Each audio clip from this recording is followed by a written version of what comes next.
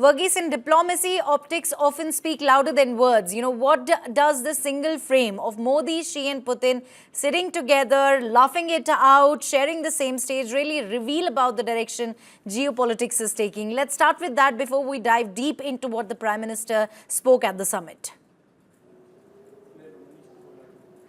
Well, one aspect about, as you in fact pointed out, was that whether diplomacy has the kind of imagery that is there. It has got everything in it, because what we are looking at an earlier version of RIC, as it's been called, as Russia, India, China, a common kind of a market, a trading platform, and probably even a security concern that could be brought into reality, especially trying to give a non-Western application to world economy. Now, that has been in China's foreign policy domain for quite some time, and so has it been for Russia.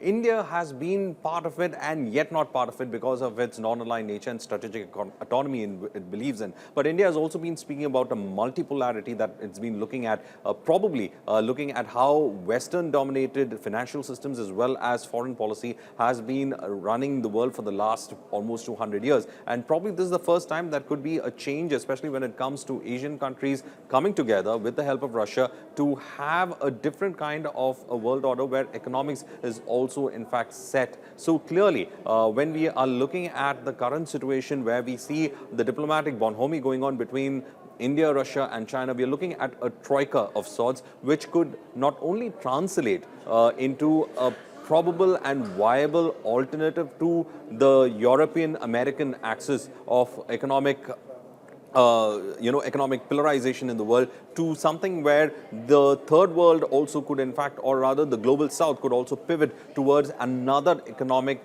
entity such as a RIC. Now, here SCO was not considered to be a very important meeting. We do cover the SCO time again, but it was mostly based as a meeting that was called in by China by certain players who have been part of it. And therefore, the Central Asian republics was an important bloc within it. You have the other nations such as Turkey and all being part of that particular bloc. But this becoming much more substantial is something that we need to look at, because we are looking at 40% of the global population being under the influence of an SCO economic network. So when you're talking about 40% of the population of the world, it's a huge market that is already having its potential existence. And India and China being the pillar of that market-centered economy as well as an trading unit.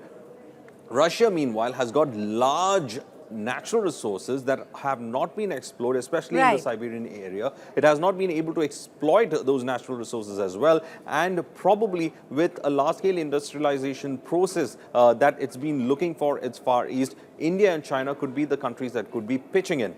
Rare earth minerals is something that the world is now going to look at, especially for your entire electronic industry. Now, India has been looking for rare earth supplies. China is the global supplier with regard to this. And probably the Far East of Russia, which is a large landmass yet to be explored and exploited for its economic resources, could also house rare earth minerals that could be potential of driving the entire electronic industries in this country. Thanks to Trump tariffs, we have these three countries coming together, and at the same time, we are looking at a situation where we could probably see an emergence of an alternative economic axis. And that emergence of an alternative economic axis is something that could probably be a challenge to the existing EU as well as American nexus, which had been dominating the world economy for quite some time. So clearly the alternative, if it emerges, and if it is going to go forward as we see it now, because Prime Minister Modi as well as Xi Jinping as well as Putin has been asking for closer economic coordination and also to stand against the West, well, it looks like it's a probability that could happen. And this is no ordinary SCO meet in that way, because this would be considered as a watershed moment within the SCO and for India-China as well as India-Russia ties, where they have been brought together by just one element, that is Trump's tariffs. Right, Verghese, I'd also like to discuss about some of the key highlights of Prime Minister Modi's address. What was his main message today? Did he strike a conciliatory note, especially towards China, or was it more about asserting India's independent position? Well, if we look at the manner in which the tariffs have been going on for quite some time. We see that it has been a protracted negotiation that has been happening with the United States.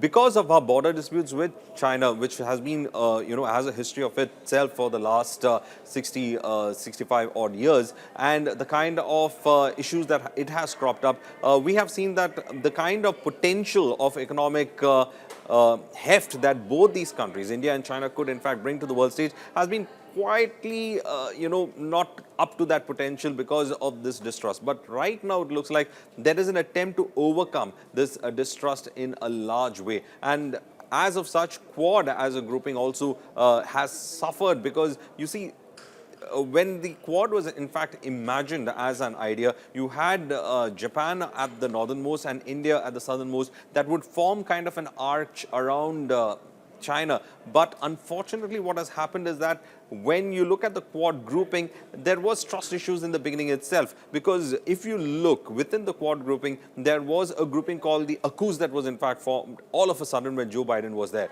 That consisted of Australia, United States and the United Kingdom. Now that became suddenly a grouping within the Quad where Australia was singled out completely for nuclear tech, for its submarines to be shared, while India and Japan were left in the cold. That itself created the kind of an elitism within the grouping where Australia was kind of favored, and that in fact had ticked off in the policy circles. But Japan and India being on the technological front quite ahead, we have our own nuclear submarines, and so Japan has the potential to make those nuclear submarines when it comes to its technology. So it did not bother much, but it did put out the fact that America tends to create groups within groups, and that itself was a potential disaster. Now, moving along with the tariffs, we are looking at Japan, which is also a very big trading partner when it comes to the United States. That trading partner was not able to, in fact, have a deal of sorts with the Americans. $550 billion of investment that Japan wanted to put with America has been stalled because the trade negotiators couldn't, in fact, go for certain agreements. Right, Varghese. Similarly, it's been a protracted annoyance that has been with regard to us also, where we've been talking about our core interests. Just like America has its core interests, we have a core interest of small-scale and medium-scale Exactly, and industries there's no need for us.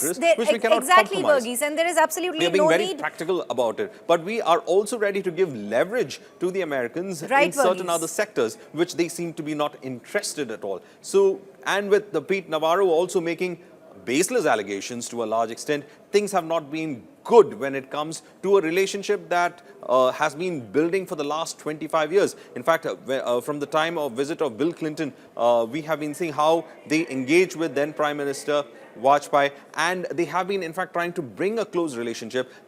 From then onwards, up to Trump's first presidency visit, there's been a lot of effort, and even Biden administration ensured that was carried out. But clearly, it